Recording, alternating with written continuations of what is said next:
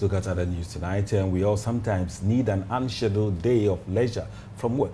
But unfortunately, our workplaces would not allow this. Employees have time perfected the act of coming up with excuses to get out of reporting from work. Now, it's from calling in sick to a recent death in the family. Anthony Jackson reports on how today's employees are pulling one over their employers. Innocently enough, first a sniff, and before you know it, you've been knocked out cold in bed. But while your body may be begging you to stay at home, those pals on your decks and your boss are suggesting otherwise.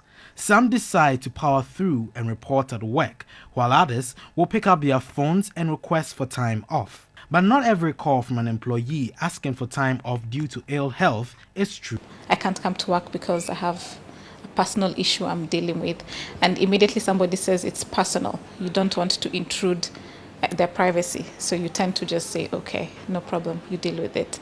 Or I have to help my wife with an interview she's going to. Can I be absent today? Taking time off is tricky business, especially when it's an unplanned day like a sick one. While there's no guarantee employers will believe you're better off at home, employees have over time perfected the act of lying without the possibility of any blowbacks.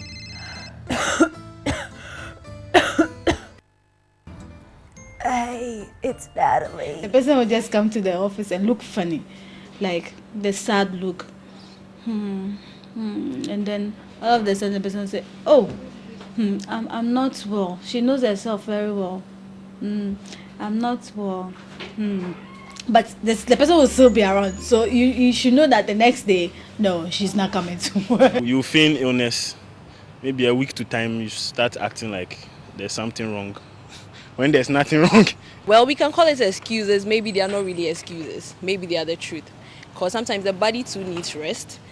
And sometimes you just need to sleep and get enough rest so that you can come back to work and feel refreshed. But how does an employer sniff through these well-crafted lies and determine which employee is being honest? I usually check for consistency. So in marking absences, sometimes you can notice a pattern where, let's say, employees are constantly sick on Mondays or after a holiday, before a holiday. Then you can see, okay, how come Kwesi is constantly sick on Mondays? So you call in Kwesi and you show them that you've noticed a pattern. So the next time it's a Monday, you try and tell them no. Calling in sick may be too risky, but the ever-so-smart employee has other excuses in the bag of tricks. A recent death in the family, a family emergency, and even flooding during the rainy season are several of the excuses that pop up in the world of work. The excuses become a lot usually during the rainy season, especially.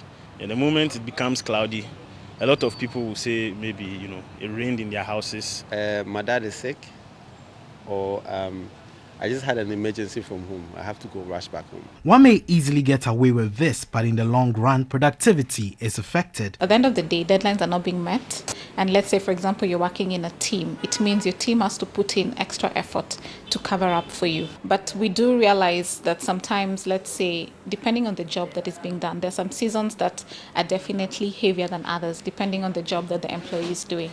So I think it's up to the employers to also realize it, because immediately the employer doesn't realize that the work is becoming too much, and even grant, let's say, you can be able to come in late today because you worked overtime yesterday night.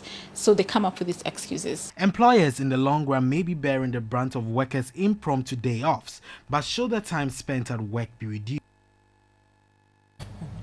Well, I don't know whether you've come up with one like that before, but I think if you don't want to come to work, you should just let us know.